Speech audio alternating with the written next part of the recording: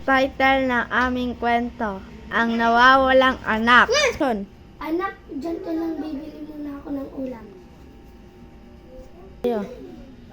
Sige po, itay, ingat po kayo. Tara bata, sumama ka sa akin. Hanap ka ng tatay mo doon. Sasakay tayo sa bal. Lang natin ngayon ang tatay.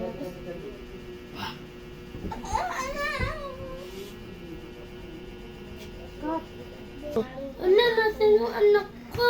Ate, nakita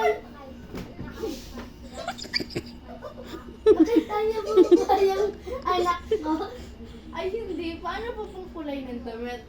Kulay black po. Ay hindi po. Pero may nakita po ako dito kaganina. Nakasombrero na pintas. Sinama yung anak niyo po yata yung nandito. Opo. Sinama niya tapos pumunta. Sumakay sila sa van. Ayatin po kaya ng ano. Baka doon kasi doon sila papunta sa Marcos Highway. God. Tapos po na ako pumunta may ari. Wala na lasing, di ko nakatulog. Oh. Suka ka, wow, bago para suman. Yan o, ganyan. Suka na Uy! putan. Asan na yung ano? Ano ba naman? Yung bata. Yung flavor, isang cake na rin.